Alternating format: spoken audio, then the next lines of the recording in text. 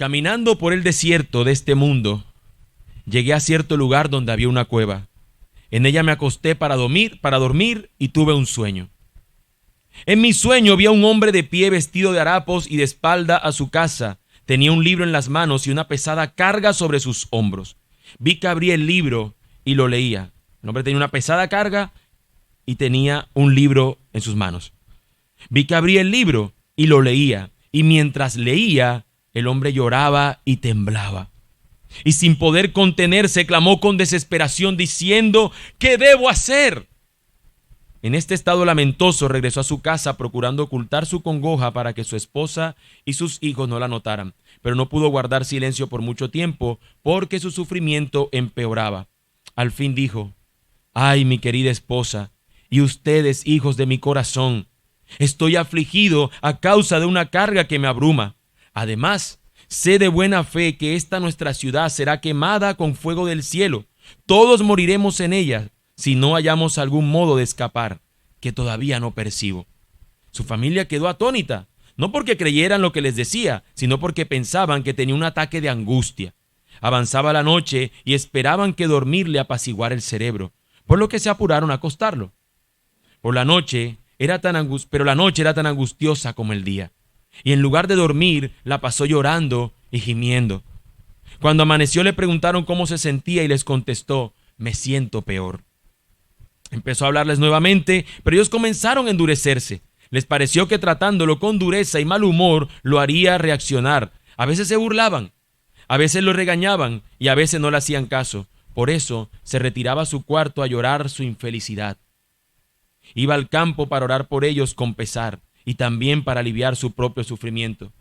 Caminaba solo por los campos, leyendo a veces y a veces orando, y así fueron pasando los días. Una vez, mientras andaba en el campo, como lo hacía con frecuencia, leyendo su libro y muy angustiado, lanzó un grito como lo había hecho antes, diciendo: ¿qué haré para ser salvo? Este fragmento tan extenso, lo sé que he leído, es el inicio del grandioso libro El progreso del peregrino. Espero que alguno lo haya leído y si no, pues ya lo he compartido y así que lo puedo volver a compartir para que lo leas. Es un grandioso libro. Este libro se trata de una alegoría que presenta la travesía de un cristiano desde la ciudad de la destrucción a la ciudad celestial, su angustia porque él sabe que la ciudad va a ser destruida, es decir, el juicio del Señor puede llegar en cualquier momento y yo cómo me puedo librar, y tiene una pesada carga sobre sus espaldas. El protagonista de la historia se llama Cristiano y la mayoría de los personajes son llamados de acuerdo a la característica más evidente de ellas. En este caso él es un cristiano y él se llama de esa manera, y así con cada personaje que él se va a encontrar. Por ejemplo, se va a encontrar con evangelista, se va a encontrar con un sabio según el mundo, se va a encontrar con un obstinado y así etcétera, etcétera, se va a encontrar en su travesía. Si tú fueses llamado por una característica, ¿cuál sería esta? ¿Cómo te conocería el mundo? ¿Cuál sería la característica por la cual las personas te reconocerían? Ahora, haciéndolo extenso, si esta ciudad, Sincelejo, tuviera que ser llamada de alguna manera, ¿cuál sería esa? ¿La ciudad de qué?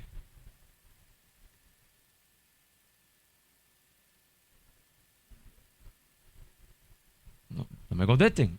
La ciudad de algo. De alguna manera podemos considerar el llamado de una ciudad, de un lugar. En nuestro pasaje, Lot será llamado o considerado un hombre justo. Y eso va a marcar la diferencia. Por su parte, las ciudades de Sodoma y Gomorra serán consideradas ciudades de pecado y por tanto recibirán la destrucción. El llamado distinto que tendrán estas. Estas dos características tan diferentes una de la otra nos presentará una solución increíble por parte del Señor. Hay una ciudad que por sus actos tiene que ser destruida. Hay un hombre que también por la misma acción de Dios va a recibir gracia, misericordia, salvación. El mismo Dios va a actuar de manera igual en el hecho de ser justo, pero a uno le va a dar en su justicia gracia y al otro le va a dar en su justicia el castigo, el juicio por causa de sus actos. Él traerá salvación en medio de la destrucción, que es el título de este sermón. Hoy quizás nosotros podemos señalar en nuestros días cosas que vemos en nuestra ciudad, cosas que vemos en nuestra cultura. Podemos ver en nuestra ciudad una cultura de gente amable, de gente pujante y de gente servicial. Pero al mismo tiempo nos encontramos con gente que es grosera, que es perezosa y que es egoísta. En la misma ciudad nos encontramos, incluso a veces ni en la misma ciudad, a veces en la misma persona, que a veces se utilizó mucho tiempo esa frase, ¿no? De que fulano es, cuando cambiaba de un estado al otro, bipolar. Este fulano es bipolar. En un momento está aburrido y de pronto en el otro momento está muy feliz. Y nunca lo ves tú en el término medio. Y así vemos que es las mismas ciudades. Tenemos esa ambivalencia. Podemos ver actos de bondad en las personas como también podemos ver actos de maldad. Si nosotros tuviéramos que emitir un juicio, tal vez ambos escenarios nos llevarían a pensar que es una ciudad, Sincelejo, como cualquier otra ciudad. Una ciudad donde habitan pecadores. Una ciudad donde habitan personas que pecan a diario, que pecan continuamente.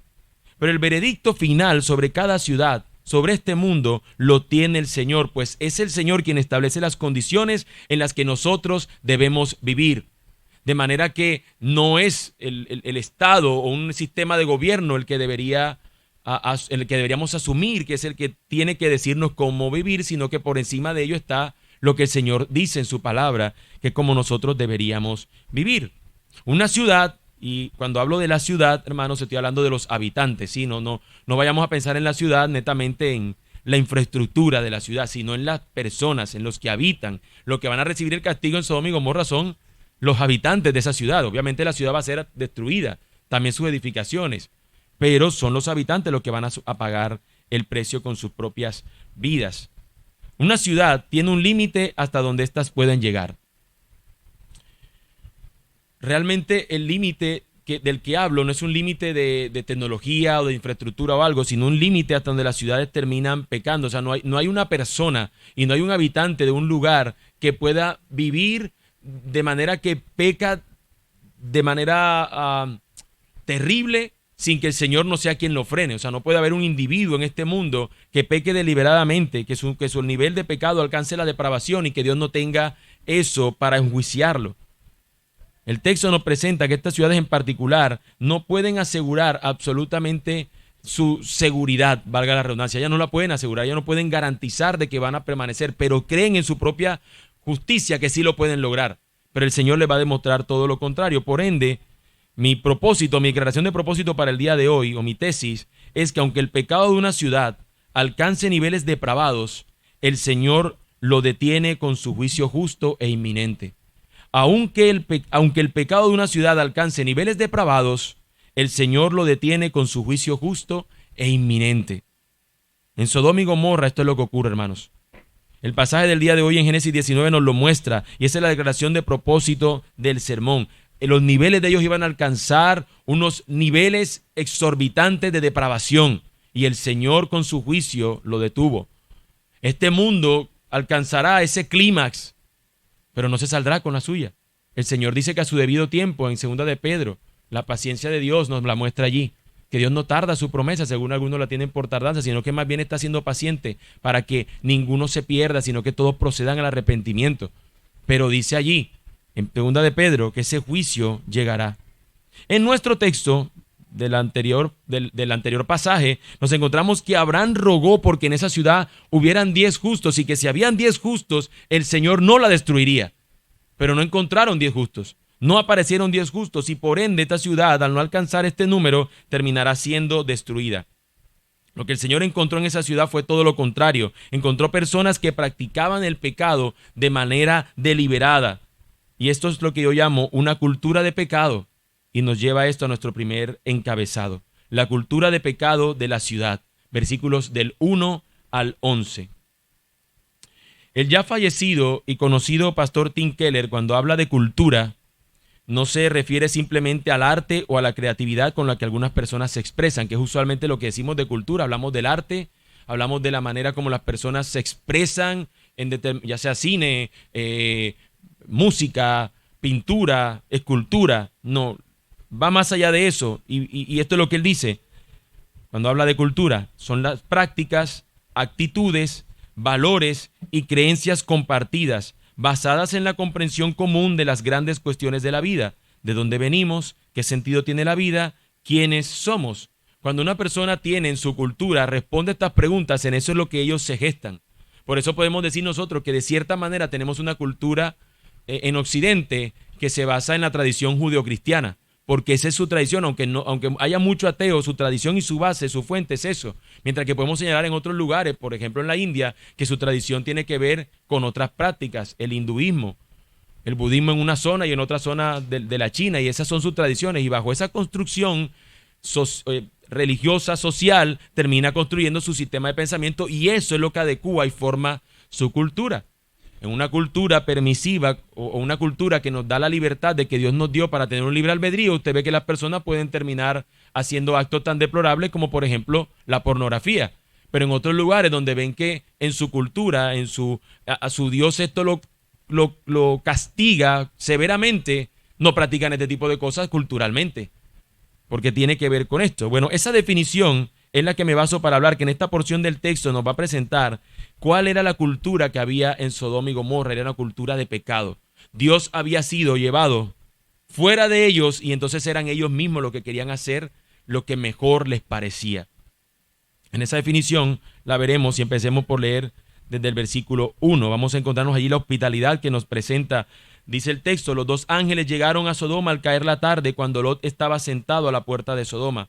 Al verlos, Lot se levantó para recibirlos y se postró rostro en tierra y les dijo: señores míos, les ruego que entren en la casa de su siervo y pasen en ella la noche y laven sus pies.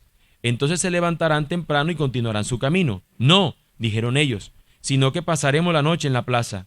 Él, sin embargo, les rogó con insistencia y ellos fueron con él y entraron en su casa. Lot les preparó un banquete y coció pan sin levadura, y estos comieron. Al igual que su tío, que cuando vio estos seres angelicales se presentaron delante de él, este hombre le preparó también un banquete y le recibió con una gran hospitalidad. Pero luego en el versículo siguiente se nos presenta totalmente lo contrario acerca de los habitantes de Sodoma y Gomorra. Los deseos que esta ciudad presenta, que son conforme a esa cultura de ellos. Aún no se habían acostado cuando los hombres de la ciudad, los hombres de Sodoma, rodearon la casa, tanto jóvenes como viejos, todo el pueblo sin excepción. Y llamaron a Lot y le dijeron: ¿dónde están los hombres que vinieron a ti esta noche? Sácalos para que los conozcamos. Esta versión dice conocerlo, pero este conocer que está diciendo acá es para que tengamos relaciones sexuales con ellos, para que practiquemos intimidad con ellos. Y cuando nos presenta el texto, pues yo creo que en un cierto sentido entendemos que no era que estaba necesariamente todo el pueblo allí, pero es este sentido hiperbólico de presentarnos. Todos tenían un pensamiento similar, toda esta gente estaba perdida y todos se acercan allí diciéndonos: mira, danos a estos fulanos. Hay algunos que tienen a presentar que el pecado aquí de estas personas era una falta de hospitalidad, pero porque como Abraham fue hospitalario, Lot fue hospitalario, y estos hombres no, sino que fueron todo lo contrario, querían más bien ellos tomar posesión de estos tipos como si fuera el pecado, pero realmente no es aquí el asunto, aunque vamos a ver que habla de la homosexualidad. El punto aquí no es enfrascarnos en un pecado en particular, sino hacia dónde había llegado esta ciudad, a tal punto que se había ido en contra de Dios, porque eso es lo que está implicando aquí el pecado de la homosexualidad. El texto nos presenta el deseo homosexual de estas personas. Queremos a esos hombres para tener relaciones íntimas con ellos, porque tranquilamente cualquiera pudiera decir: bueno, gracias a Dios yo no tengo un sentimiento de esos, entonces para mí no viene tal juicio. Pero no está diciéndonos eso el texto. El texto nos está presentando que lo que estos hombres están haciendo es algo totalmente contra la naturaleza del Señor. Tal vez ellos no tenían que ser cristianos. Por ejemplo, los egipcios no creían en el Señor, no adoraban al Señor. Sin embargo, destrucción no le llegó en ese momento. Aunque practicaban otras cosas, no les llegó en ese momento, porque el grado de repudio de ellos al diseño de Dios no había alcanzado ese límite. Lo que aquí nos está presentando es que estas personas estaban yendo en contra aún del sentido más natural y básico dado por Dios en su diseño original, un hombre y una mujer, y su grado de depravación y de alejarse tanto del Señor era: voy a hacer todo lo contrario que sea de lo que Dios pide de mí. Dios nada más me pide que sea un hombre con una mujer, pues yo voy a hacer todo lo contrario, también quiero con un hombre, o la mujer también quiero con una mujer. Se estaban yendo al lado contrario de lo que es el diseño del Señor. Y entonces aparece una brillante solución de Lot. Brillante, entienda lo que estoy siendo sarcástico en esto. Versículo 6. Entonces Lot salió a ellos a la entrada y cerró la puerta tras sí. Hermanos míos, les ruego que no obren perversamente, les dijo Lot. Miren, tengo 2 hijas que no han conocido varón. Permítanme sacarlas a ustedes y hagan con ellas como mejor les parezca. pero no hagan nada a estos hombres, pues se han amparado bajo mi techo. Una vez más, si nos ponemos a ubicarnos como si nosotros fuéramos Lot, vamos a decir, yo soy más justo que Lot. Jamás se me ocurriría a mí darle una hija a otro fulano. ¿Cómo se le ocurre a usted eso? Ya cuando ya esté para casarse y que ya es una cuestión de formalismo, pidió la mano y todo lo demás, claro. Pero yo así en esta cuestión, que es como una violación, yo no estoy dispuesto. Pero aquí no se está, una vez más, la comparativa no es que nos evaluemos quién es mejor y quién es peor, sino que veamos realmente la condición, en el estado de pecaminosidad que había en esas personas. Él les está entregando a estas mujeres. En primer lugar, quiero señalar antes de decir eso, que hemos visto en Lot el justo, en Abraham el justo, lo que muchas veces también hacemos nosotros los justos, y es queriendo solucionar las cosas a nuestros propios inventos, con nuestras propias razonamientos. La ocurrencia de él es, le entrego a mis hijas a estos tipos para ver si sacian su deseo, y nos dejan estos hombres que él entiende que de alguna u otra manera estos que está él hospedando son estos ángeles, y él quiere por medio de una solución humana quitar lo que estos hombres están queriendo, darle rienda suelta a sus deseos. Lot espera persuadirlos al volver a cierto orden lógico o natural. De cierta manera, en lo que él entiende, esta es la única manera de regresar a un estado natural, tal vez, a que puedan entonces tener intimidad con unas mujeres. Al fin y al cabo, estos son hombres los que están viniendo, tanto jóvenes como viejos, que puedan ahí entonces tener esto.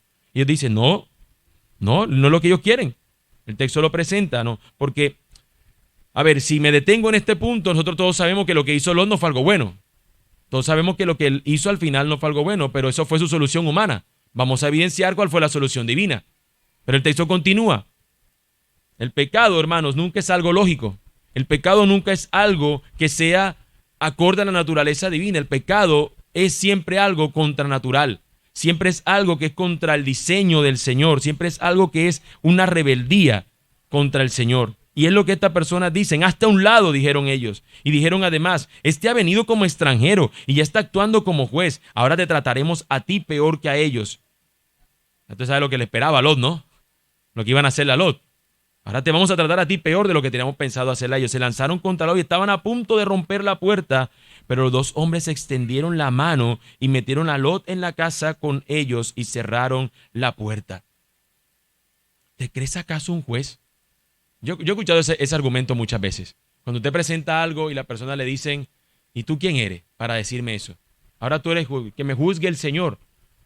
Han dicho muchas veces las personas.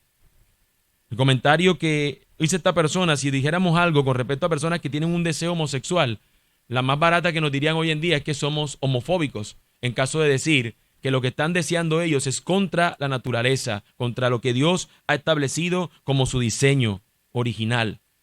Cuando hablamos de esta cosa somos señalados de homofóbicos. Y hoy llaman en las redes sociales cuando una persona es acusada de una manera por causa de algo que dijo, lo llaman que fue funado. Funaron a fulano. Y en este caso, Lot no iba a ser funado, lo iban a matarlo también. A Lot lo iban a acribillar, evidentemente lo iban a linchar y al mismo tiempo pues iban a terminar accediendo a él violenta y carnalmente. Y esto es algo que dice el texto, que estos hombres intervienen.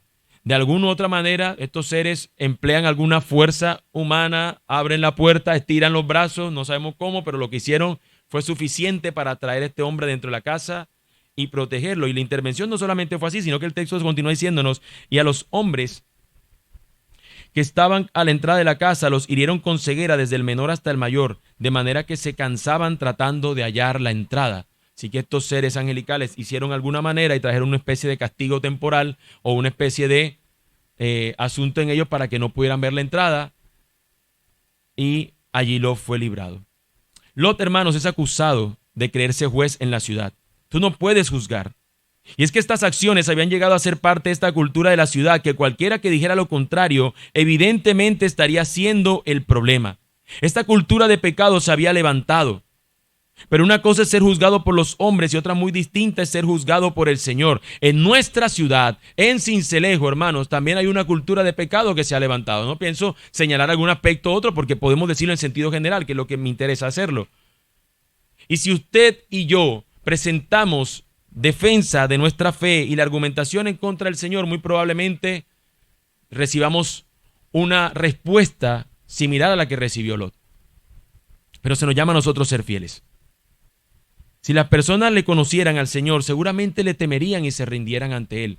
Pero no es lo que ocurre, sino que ellos ya están entregados a sus deseos y sus placeres. Y al estar entregados, esa es su cultura, eso es lo que ellos creen, esa es su convicción. Así es la manera como se viste. Y a un forastero así es como lo tratamos. Así es como tenemos que hacerlo a él sentir a gusto. Y entra, pero ¿qué les pasa a ustedes? ¿Qué clase de pensamiento es esto? Tienen mujeres. Y si no les bastan mujeres, aquí están mis hijas. Tratando de entrar en razón. Una vez más digo, no era una buena manera de llevarlo a entrar en razón, pero los estaba llevando. Pero esta gente estaba perdida. Esta gente estaba perdida, hermanos. Pero nosotros somos llamados a no temer a aquellos que pueden matar el cuerpo, sino más bien temer a aquel que puede matar el alma. Teman a aquel que puede hacer perecer tanto el alma como el cuerpo en el infierno, nos dice la Escritura. Y digo este texto porque muchas veces por temor al hombre nosotros nos cohibimos de decir quizás algo que en un momento es oportuno decirlo. Hay momentos donde podemos decirlo. Conoces seguramente a alguien que tú pudieras haberle dicho ya algo. Y no necesariamente quiero que estén pensando en alguien con un deseo homosexual o que abiertamente esté practicando este pecado, porque estamos hablando de que es el pecado en general, aunque en este texto se nos habla de eso particularmente. Nosotros deberíamos poder hablarles de la libertad que hay en Cristo Jesús. Nadie puede llevar una vida de pecado y desprecio a Dios y salirse con la suya. Como he mencionado, que ese propósito de este sermón, aunque el pecado de una ciudad alcance niveles depravados, el Señor lo detiene con su juicio justo e inminente. Y ante el juez justo del universo, todos los individuos comparecerán. Nadie podrá escapar del justo juicio del Señor. Tal vez tú pienses que no eres de esas personas, pero aquí en este lugar, aquí en esta asamblea, en esto que estamos aquí reunidos, hay dos tipos de personas. Aquí habemos dos tipos de personas.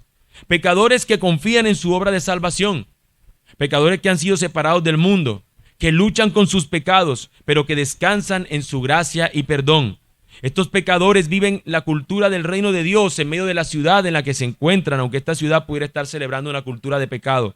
Estos buscan el bienestar de la ciudad, haciendo el bien, siendo productivos, pero sabiendo a su vez que su patria no es aquí, sino que es la celestial. Ese es un grupo de los que están aquí. Pero también hay otro grupo, pecadores que no ven la necesidad de salvación.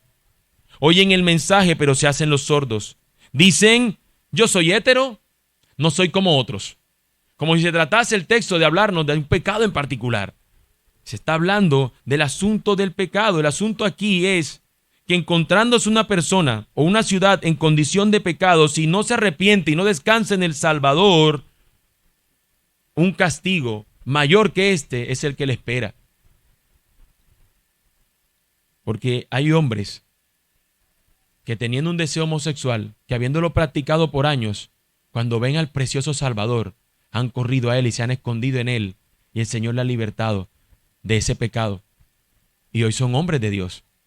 Así que no es un pecado en particular el que señala tu lejanía y tu incapacidad de poder ser salvado. El Señor es poderoso para salvar, como hemos cantado en esta mañana. Así que si tu condición sea cual sea, tú hoy puedes acercarte a Jesús. ¿Quién de estos dos tipos de personas eres tú? ¿Un pecador que ha comprendido su condición y ha ido a Cristo a esconderse en Él? ¿O uno que habiendo quizás escuchado que está en esa condición, prefiere mantenerse lejos de Él? Aunque el pecado esté tan interiorizado en la cultura de una ciudad, podemos decir en primer lugar que Dios es quien juzga, como lo hemos visto en el texto, que va a juzgar sobre ellos. Pero en segundo lugar, y no quiero que perdamos de vista esto que también es importante en el texto, y es que Dios salva. Dios es quien salva. Y es lo que nos lleva a nuestro segundo encabezado, la gracia de Dios para salvar. Versículos 12 al 22. El escenario que hemos visto de esta ciudad, hermanos, es tétrico. Lot se ha salvado de ser linchado y de ser abusado incluso por la intervención de estos ángeles. Pero la destrucción de la ciudad es inminente. Sin embargo, hemos visto desde el capítulo anterior que Dios estuvo dispuesto a perdonar la ciudad por amor a los justos, a los pocos justos que hubieran allí. Dios estaba dispuesto. Demostrando esto, mis hermanos, el valor que tiene para el Señor la vida de un justo. Y eso debería a nosotros darnos alegría, gozo. Tenemos un valor o valemos para el Señor. Él cuida a los justos, a aquellos que invocan su nombre. Aun cuando el número sea menor a 10, Dios obrará en su salvación, y es lo que nos presenta el texto. En medio del juicio hay salvación. Versículo 12. Entonces los dos hombres dijeron a Lot: ¿a quién más tienes aquí? A tus yernos, a tus hijos, a tus hijas y a quien quiera que tengas en la ciudad. Sácalos de este lugar, porque vamos a destruir este lugar, pues su clamor ha llegado a ser tan grande delante del Señor que el Señor nos ha enviado a destruirlos. Hay un juicio inminente y terrible.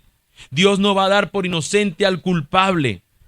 Sin embargo, en medio de este juicio, el alcance de la salvación del Señor es suficiente para rescatar a aquellos que confíen en Él. Y es lo que termina haciendo este hombre. Anuncia a los más cercanos de él. Lot salió y habló a sus yernos que iban a casarse con sus hijas y dijo: levántense, salgan de este lugar, porque el Señor destruirá la ciudad. Pero a sus yernos le pareció que bromeaba. Tomaron esto como un juego. Se burlan de ese aparente juicio. Eso no parece que llega. Ténganlo pensado. No hay nada que en la ciudad aparente que va a llegar algo. Está siendo un día como cualquier otro. Está siendo un día común y corriente. La Biblia nos dice que así será el día cuando venga el Señor. No habrá manera de saberlo. En un abrir y cerrar de ojos vendrá el Señor. Como ladrón en la noche que nadie lo espera. Nadie está allí como que, ¿será que viene el ladrón mañana? Imagínese si el ladrón le avisara a usted que viene para su casa esta noche. Ya es usted. Refuerza más la casa, se queda toda la noche desvelando para cuando ese tipo aparezca. Pero no sabemos. Así como un ladrón no es esperado, no deseamos que llegue a la casa, así va a ser sorpresa para muchas personas que no esperan que el Señor aparezca. Estos hombres en este momento no veían ese juicio que podía llegar. No es broma que eso viene, pero las personas lo ven así, como una broma, como un cuento viejo, como algo antiguo, como algo sin sentido, como algo que no va a ser cierto. Pero luego nos presenta en el versículo 15 algo sorprendente. Al amanecer, los ángeles apremiaban a Lot diciendo: levántate, toma a tu mujer y a tus 2 hijas que están aquí, para que no sean destruidos en el castigo de la ciudad. Pero el versículo 16 inicia diciendo: pero él titubeaba. Fue una especie de crisis de fe. Habiendo proclamado al otro que iba a venir el juicio y que se tenían que salvar y que tenían que ir, de repente titubea.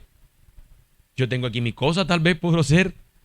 Yo aquí hice ciudad, yo aquí hice familia, yo aquí me hice un nombre, aquí tenía posesiones, yo no me quiero ir. ¿Por qué me voy a ir? Pero hermanos, aunque la fe del justo decaiga, el Señor lo sostendrá. El Señor a los suyos garantiza sostenerlos aún en sus momentos de crisis, aún en sus momentos de crisis de fe. Dios es quien inicia y garantiza la salvación de todos los justos. El texto continúa diciendo: entonces los 2 hombres los tomaron de la mano, a él y a su mujer y a sus 2 hijas, porque la compasión del Señor estaba sobre él. Los sacaron y los pusieron fuera de la ciudad. Por su compasión, por la gracia del Señor, es que ellos son salvados. Es que Él les es ofrecida salvación. Si nos damos cuenta, si fuese sido por Lot se hubiese quedado y hubiese muerto junto con los de esa ciudad. Pero intervino el Señor por su compasión, por su misericordia, por su gracia, para darle salvación a este individuo. Y sigue diciéndonos el texto: cuando les habían llevado fuera de la ciudad, uno le dijo: huye por tu vida, no mires detrás de ti y no te detengas en ninguna parte del valle. Escapa al monte, no sea que perezcas. Es una orden importante. Indicaba la fe en el Dios que salva y que separa de la cultura pecaminosa. No mires atrás. Allá atrás lo que hay es salvación, hay destrucción. Adelante es tu salvación. Sigue adelante. Persevera, continúa. Ya el Señor te ha llevado a salvo. Ahora continúa andando en la salvación que Dios te ha dado. Es básicamente lo que el Cristo nos está mostrando. El hombre ha llevado fuera de la ciudad, al lugar donde no va a recibir destrucción, pero tiene que seguir adelante, sin mirar atrás. Versículo 18. No, por favor, señores míos, les dijo Lot. Ahora tu siervo ha hallado gracia ante tus ojos y has engrandecido tu misericordia. ¿Se dan cuenta que él mismo lo reconoce? Es gracia, es misericordia, la cual me has mostrado salvándome la vida, pero no puedo escapar al monte, no sea que el desastre me alcance y muera. Mira esta ciudad, está bastante cerca para huir a ella y es pequeña. Te ruego que me dejes huir allá. ¿Acaso no es pequeña para salvar mi vida? Si he hallado gracia, y esta gracia es la que él haya, le va a otorgar el cuidado de manera detallada y cercana para lo que él necesita. encontrarse a salvo. Y él le respondió, bien, te concedo también esta petición de no destruir la ciudad que me has hablado. Date prisa, escapa ya, porque nada puedo hacer hasta que llegues allí. Por eso el nombre que se le puso a la ciudad fue Zoar. Lot corrió a refugiarse en una ciudad que pudo también haber sido destruida, una ciudad que no necesariamente era mejor que las demás que estaban a su alrededor, seguramente tenía una cultura pagana, lejos del Señor. Sin embargo, el Señor por gracia no la destruyó. El Señor por gracia no le llevó a ser o el límite no había alcanzado lo suficiente para que fuese destruida. Yo les pregunto, hermanos, ¿qué ciudad en nuestros días podría librarse de no ser acusada de tener una cultura de pecado? ¿Qué ciudad de nuestros días? ¿Qué pueblo de nuestros días? ¿Mahahual? No creo, me dirán los de Mahahual. Pero no pongo ese nombre por poner como que fuera lo peor, simplemente por poner un ejemplo que aquí hay personas que vienen de Mahahual. Pero ningún lugar se escaparía. Sincelejo tampoco tendría que escaparse. Barranquilla tampoco. Ningún lugar. Ningún lugar. Porque en todo lugar hay una cultura de pecado. En todo lugar la gente peca. Hay niveles, evidentemente. Hay lugares donde vemos más depravación que otros. Pero hermanos, aunque el pecado de una ciudad alcance niveles depravados, es el Señor que lo detiene con su juicio justo e inminente. Dios es quien juzga y Dios también es quien da gracia. En esa pequeña ciudad llamada Zoar, Dios mostró su gracia. Pero también Dios lo hace en las megaciudades. En los tiempos de Jonás, Nínive era la gran ciudad y Dios le dio gracia. Si se arrepentían, el Señor no la destruía. Y en ese tiempo se dice que el rey hizo un ayuno y el Señor no destruyó esa ciudad. Por gracia y misericordia, porque de estar en contra del Señor se arrepintieron y volvieron al Señor y hallaron gracia. Jerusalén también debía recibir juicio y un tiempo la recibió, pero tuvo mucho tiempo donde tuvo para arrepentirse y no lo hizo. Roma, que si usted analiza la historia de Roma, usted se dará cuenta que depravada era bastante. Y sin embargo, Roma tardó tiempo en ser destruida, la Roma que conocemos de los tiempos de Jesús. Tardó tiempo en ser destruida o no ser lo mismo que terminó siendo, por lo menos a nuestros tiempos. Pero en los tiempos de Jesús, nosotros y en los tiempos posteriores en Pablo es escrita una carta donde vemos que habían justos, que se le habla la carta a los romanos. Así que en medio de estas ciudades de pecado también había pueblo del Señor. Hoy nosotros vemos megaciudades donde la cultura de pecado es aberrante. Escuchamos de otras naciones donde cada día vemos que se alejan más y más y de manera más acelerada a lo contrario ante el Señor. Y nos sentimos nosotros como lejos diciendo, bueno, a nosotros el Señor tendría más paciencia con nosotros porque todos están peores que nosotros. Pero el hecho aquí es que no se nos mide a que estemos siendo evaluadores de qué cultura de pecado es más pecaminosa que otra, sino saber que si Dios emitiera un juicio, Él sería siendo justo si lo aplica. Pero también los justos deben saber que si Él lo hace, ellos van a estar a salvo. Porque el Señor promete y garantiza salvar a los suyos. Dios aún en medio de ellos sigue mostrando su gracia y paciencia para salvar. Pero con Sodoma y Gomorra no sucedió así. Dios examinó las pruebas y dictaminó su veredicto. Dios descendió, estos ángeles fueron y evaluaron la condición de este pueblo. Versículos 23 al 25. El sol había salido sobre la tierra cuando Lot llegó a Zoar. Entonces el Señor, una vez a salvo, llegó a Zoar.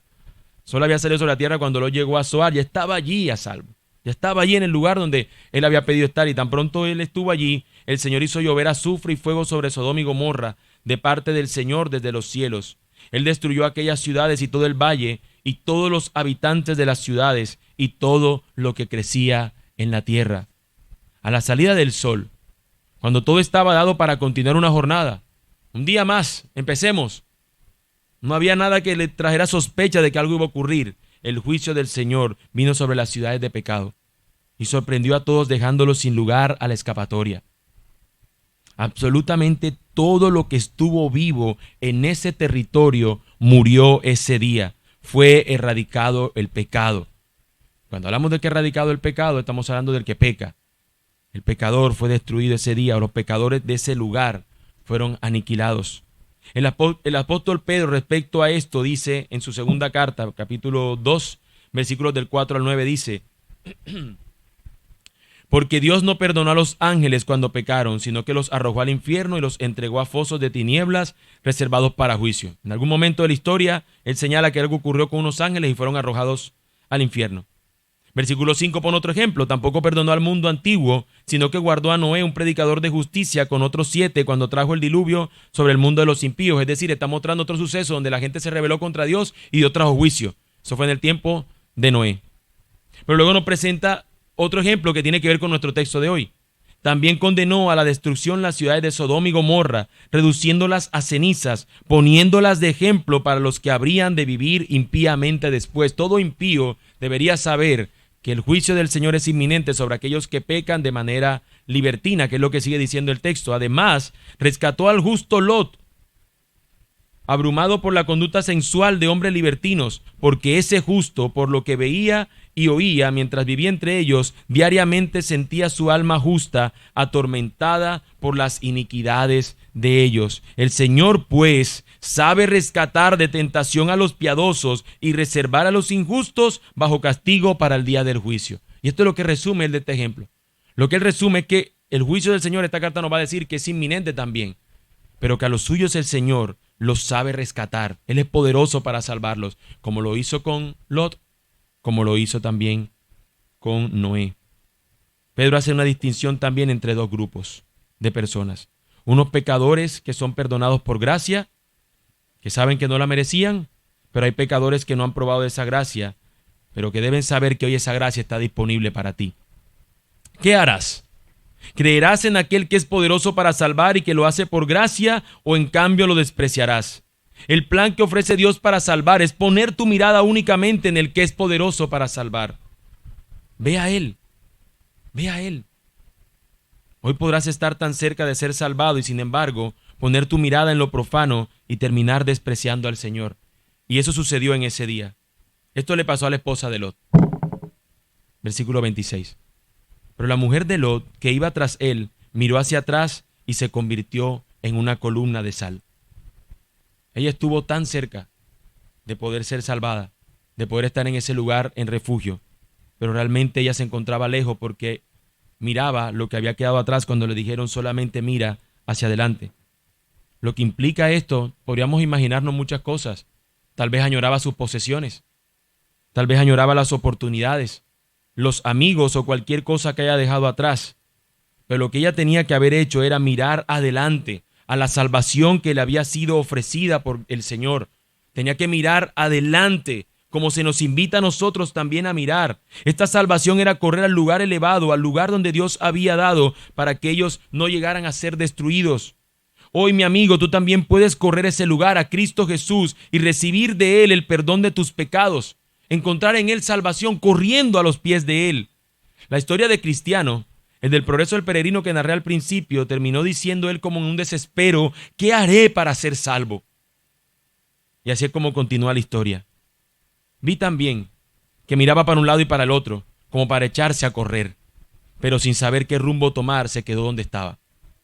Entonces vi acercarse a él un hombre llamado Evangelista, que le preguntó: ¿por qué lloras? Contestó: Señor, veo por el libro que tengo en mi mano que estoy condenado a morir y que después seré juzgado. No quiero lo primero y no estoy preparado para lo segundo. ¿Por qué no quieres morir en vista de que te persiguen tantos males? El hombre contestó: porque temo que la carga que llevo sobre mis hombros me hunda más en el sepulcro. Si tal es tu estado, respondió Evangelista, ¿por qué te quedas parado sin hacer nada? Porque no sé a dónde ir, contestó él. Entonces Evangelista, señalando un llano muy espacioso, le dijo: ¿ves a lo lejos aquella puerta angosta? ¿No ves a lo lejos el resplandor de una luz? Creo que sí. Entonces le dijo Evangelista: no pierdas de vista esa luz, dirígete derecho hacia ella y verás la puerta que cuando la llamas se abrirá y se te dirá lo que debes hacer. Y vi en mi sueño que el hombre echó a correr, pero no se había alejado mucho cuando su esposa y sus hijos, al verlo, empezaron a dar voces rogándole que volviese. Pero el hombre se tapó los oídos y siguió corriendo exclamando: ¡vida! ¡Vida! ¡Vida eterna! Sin volver la vista, siguió corriendo hacia el centro de la llanura. Y la ilustración que presenta este texto es que este hombre, cuando vio que le dijeron a dónde tenía que correr para ser salvo y quitarse esta pesada carga, ese hombre corrió sin parar. ¿Qué harán ustedes quienes están aquí sin el Señor? ¿A dónde van a correr? Y no hablo solamente de aquellos que hoy entienden naturalmente y dicen, bueno, yo he vivido una vida sin el Señor y no lo necesito. También hablo de aquellos que piensan que están cerca del Señor y que no lo están. Hablo de aquellos que incluso pudieran estar congregándose aquí todo el tiempo. Algunos que incluso han pensado y de alguna otra manera han dicho, yo estoy cerca del Señor. Pero quizás hoy este texto te lleva a pensarlo, que tal vez no es así. Examina tu alma. ¿Lo deseas a Él o es tu amor por la cultura de la ciudad lo que te apasiona, por la cultura de pecado? Es Cristo, solo Cristo lo que tu alma necesita. Ese día a lo lejos de Sodoma alguien fue testigo del juicio del Señor. Abraham se levantó muy de mañana, versículo 27, y fue al sitio donde había estado delante del Señor. Dirigió la vista hacia Sodoma y Gomorra y hacia toda la tierra del valle y miró, y el humo ascendía de la tierra como el humo de un horno. Pero cuando Dios destruyó las ciudades del valle, se acordó de Abraham e hizo salir a Lot de en medio de la destrucción, cuando destruyó las ciudades donde había habitado Lot. Ese día Abraham presenció en esa humareda el juicio del Señor sobre la ciudad. La justicia de Dios se efectuó trayendo en medio de ello la salvación del justo Lot por medio de la mediación de un justo. La Biblia nos narra en Marcos 15, 33 al 39 lo siguiente. Cuando llegó la hora sexta, hubo oscuridad sobre la tierra hasta la hora novena. Y a la hora novena Jesús exclamó con fuerte voz, Eloí, Eloí, lema sabactani, que traducido significa, Dios mío, ¿por qué me has abandonado? Algunos de los que estaban allí al oírlo decían, miren, está llamando a Elías. Entonces uno corrió y empapó una esponja en vinagre y poniéndola en una caña dio a Jesús a beber diciendo, dejen, veamos si Elías lo viene a bajar. Pero Jesús dando un fuerte grito expiró y el velo del templo se rasgó en dos de arriba a abajo. Viendo el centurión que estaba frente a él la manera en que expiró, dijo, en verdad este hombre era hijo de Dios. Ese día en la cruz se aplicó un severo juicio. Y no era una humareda, sino una oscuridad que llegó por medio de unas nubes, que al fin y al cabo es como un humo. Y esta humareda o estas nubes estaban evidenciando que el juicio del Señor se iba a celebrar. Y cuando ese juicio fue aplicado, el pecado iba a ser condenado de manera severa, total, plena, completa. Y con el velo que se rasga en dos nos estaba mostrando que la condición de esta separación que teníamos con Dios se había hecho la posibilidad de acercarse y que este sistema de antiguo se había quitado para que ahora pudiéramos tener acceso libre ante el Señor. Pero ese día hubo uno que estaba allí y fue testigo. Alguien que no esperaríamos que pudiera testificar lo que testificó. Verdaderamente este hombre era hijo de Dios por la forma en que murió, por lo que hizo al morir. Ese era el Hijo de Dios. Es a ese a quien yo te invito que corras, a quien vayas a refugiarte, a quien vayas a esconderte. En Sodoma y Gomorra un humo señalaba que el juicio de Dios se había efectuado, pero la mediación de uno salvó a unos pocos. En el Gólgota unas nubes densas se produjeron oscuridad, señalaban el juicio de Dios sobre ese que estaba en el madero, quien a su vez era el intercesor. De manera que él recibió el pago con su vida, que él pagó con su vida lo que la justicia de Dios demandaba.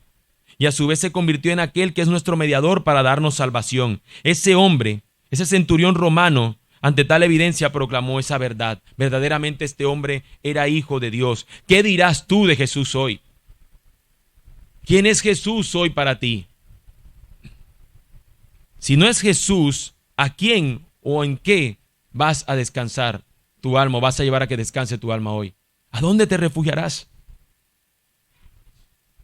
Pero si tú has sido rescatado, si tú eres un hijo de Dios, si sabes que esto es por gracia, te invito a que consideres estas tres cosas el día de hoy.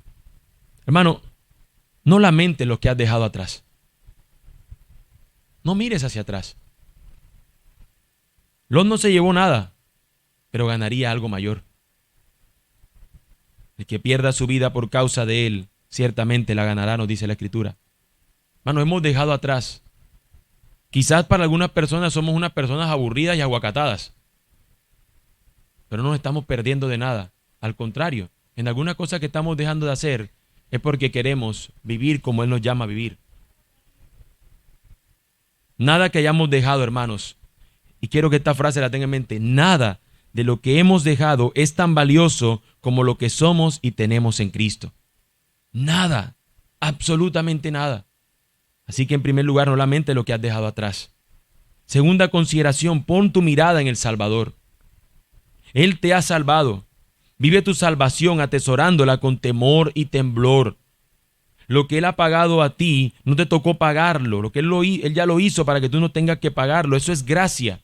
Y ha sido una gracia que no es barata, es costosa porque costó la vida del perfecto Hijo de Dios. Y Él recibió el juicio en nuestro lugar. Así que mantén tu mirada en aquel que es el autor y consumador de la fe. Pon tu mirada en el Salvador. Y en tercer lugar, hermano, agradece la libertad que hoy tienes en Cristo. Agradece que te sacó de esa vida de esclavitud a la cultura del pecado. Agradece que hoy te ha dado la libertad para andar en su camino. Agradece que aun cuando estamos en un mundo caído y que se satisface en una cultura de pecado, Él promete y garantiza que estarás seguro en Él y que no perderás tu salvación. En resumen, hermano, hermana, no lamentes lo que has dejado atrás. Pon tu mirada en el Salvador y agradece la libertad en Cristo. Su gracia es soberana, es admirable y suficiente. Oremos al Dios de gracia. Amado Dios, en medio de una ciudad, una cultura pecaminosa, Señor, tú prometes guardar a los justos.